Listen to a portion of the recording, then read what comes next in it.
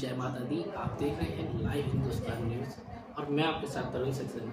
इस वक्त हम जुड़ गए हैं आरजेपी कार्यालय से। आपको बता दें, गाजियाबाद में राष्ट्रवादी जनलोक पार्टी सत्ते के कार्यालय पे हम पहुंचे हैं। महेश सिसोदिया इस वक्त जो कि यूथ के जिला अध्यक्ष हैं हमारे साथ मौजूद हैं और इस नवरात्रि के पावन पर्व पे क्या इनकी राय है और बात करेंगे और भी मुद्दों पे। पहले बात करते हैं नवरात्रि को लेकर, किस तरह पहला नवरात्र जो कि माँ शैलपुत्री की पूजा बताई जाती है, उसको लेकर क्या कुछ प्रेरणा लोगों को देना चाहते हैं। जी महेश जी, क्या कहेंगे? पहला नवरात्र है, माता शैलपुत्री की पूजा है, क्या प्रेरणा देंगे लोग? पहले तो विक्रम संवत 2082 की सभी हिंदुस्तानियों को बहुत बहुत हार्दिक शुभकामनाएं। मेरा नाम महेश सिसोदिया, गाजियाबाद जिला अध्यक्ष राष्ट्रवादी जनलोक पार्टी से। और आज नववर्ष का पहला नवरात्रा मनाया जा रहा है देश भर में, तो नवरात्रि की भी बहुत बहुत हार्दिक शुभकामनाएं सभी देशवासियों को। और आज जैसा कि जानते हैं, पहला नवरात्रा है, माता शैलपुत्री का हवन किया जाता है, उनकी पूजा की जाती है। नवरात्रि की पहली जो देवी है शैलपुत्री जी को रखा गया है। तो शैलपुत्री जी का इतिहास बता दूं, जब राजा दक्ष ने अपने यहाँ पर हवन का आयोजन रखा था तो ब्रह्मांड के सभी देवी देवताओं को बुलाया, जिसमें शिव शंकर जी को भी बुलाया गया, भगवान शिव को बुलाया गया। परंतु दक्ष के घमंड में इतना चूर था कि उसने भगवान शिव को एक भूतनाथ समझ के और एक भिक्षुक समझ के उनको स्थान नहीं दिया। जिनका अपमान देख माता सती, जो कि दक्ष जी की पुत्री थी, उन्होंने अग्नि कुंड में अपना दाह संस्कार किया। तब शिव जी उनके शव को लेकर पूरे ब्रह्मांड में घूमे थे। तब उन्होंने वरदान दिया, अगले जन्म में जब आप दोबारा पुनः जन्म लेंगी, हिमालय जी की पुत्री के रूप में आएंगी, तो मैं आपसे पुनर्विवाह करूंगा। तब उन्होंने हिमालय जी की पुत्री के रूप में जन्म लिया। उनका नाम शैलपुत्री, शैलपुत्री का मतलब शैल का मतलब है हिमालय, पत्थर, तो इसीलिए उनका शैलपुत्री नाम है। तब से ही उनके नाम पे ये पहला नवरात्रा मनाया जाता है, उनकी प्रेरणा से।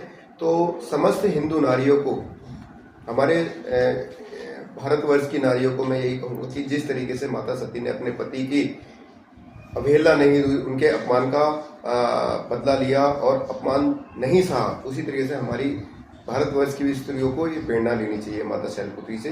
तो उन्हीं के उपलक्ष्य में आज ये पहला नवरात्रा बनाया जाता है, जो कि माता शैलपुत्री जी की पूजा करी जाती है आज के दिन। तो आज सभी देशवासियों को मैं नवरात्रि की बहुत बहुत हार्दिक शुभकामनाएं देता हूँ और आशा करता हूँ माता शैलपुत्री आपके जीवन में सुख और समृद्धि लेके आए। जैसा कि बात करें, अभी कुछ दिन पहले ही देखा गया है, तमाम राजपूताना समाज जो है आक्रोशित था और अब वही लोग कहीं ना कहीं ऐसा दिख रहा है कि कहीं ना कहीं शांत लगा के राजपूताना समाज भी बैठा हुआ है। और तमाम बात करें तो अखिलेश यादव, जो कि जब अपने सांसद के पक्ष में जो है विवादी बातें करे रहे थे, उस वक्त के बाद अब देखा जा रहा है तो कहीं ना कहीं नरमाई जताई जा रही है। क्या लगता है, कहीं ना कहीं प्रभाव पड़ा है राजपूतों का इस मुद्दे को लेकर? देखिए, जो टिप्पणी करी गई है वो बहुत ही दंडनीय टिप्पणी है और इसके लिए उनको दंड मिलना चाहिए। जो अपराध उन्होंने किया है बिना इतिहास की जानकारी के, बिना पुराणों की जानकारी के, तो उसका परिणाम जो है वो भुगत रहे हैं। और उनको मन ही मन में पता है कि मैंने कहीं ना कहीं गलत कहा है बिना इतिहास की जानकारी के। और दूसरा, आज अखिलेश जी का बयान था कि हमारे सांसद ने जो बोला है वो बिल्कुल ठीक बोला है, इतिहासों की जानकारी के, इतिहासों के पन्ने पलट के वो जानकारी के आधार पर बोला है। पर जैसे ही उनको आक्रोश दिखाई दिया राजपूत समाज का और समस्त हिंदू समाज का, तो उनको अवगत हो गया कि 27 में जो उन्होंने कृत्य किए हैं इस टाइम, वो उनका भुगतना उनको 27 में पड़ेगा।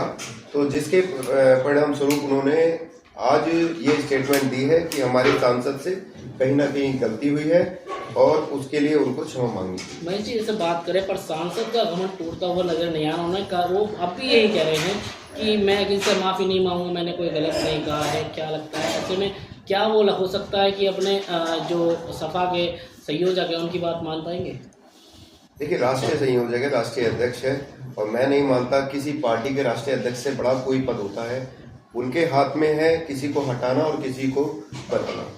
अगर उनके सांसद ने गलती करी है, अगर वो उनसे कहेंगे, तो मेरे ख्याल से सांसद की ये हिम्मत नहीं है कि अपने राष्ट्रीय अध्यक्ष की बात ना माने। और अगर ऐसा होता है तो इसका मतलब तो यही होगा कि उनकी पार्टी विचारधारा पे चलने वाली पार्टी नहीं है, राष्ट्रीय अध्यक्ष की विचारधारा को नहीं मानते। वो सिर्फ हर सांसद हर विधायक उनकी पार्टी का अपनी विचारधारा पे चलता है। जैसा कि बात करें, आपने कहा है कि नहीं मानते, तो क्या लगता है अब राजपूताना जो समाज है, जो क्षत्रिय समाज है, रोड पे उतरा था, क्या लगता है वो कहीं ना कहीं अब आराम से बैठेगा या अगला कदम क्या होगा? देखिए, जब तक वो लिखित रूप में और उनके राष्ट्रीय अध्यक्ष से लिखित रूप में अगर ये माफीनामा नहीं देते हैं और अगर राष्ट्रीय अध्यक्ष की बात ना मान के वो सांसद माफी नहीं मांगता है, तो हमारा ये रहेगा राष्ट्रीय अध्यक्ष से, समाजवादी पार्टी के राष्ट्रीय अध्यक्ष श्री अखिलेश यादव जी से, कि उनको निष्कासित करें पार्टी से, उनको पद से हटाएं और उनको राजपूतों के सुपुर्द कर दें।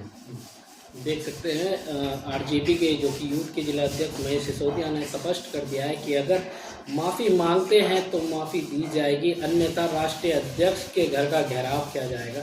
लाइव हिंदुस्तान के लिए तरुण सक्सेना की खास रिपोर्ट।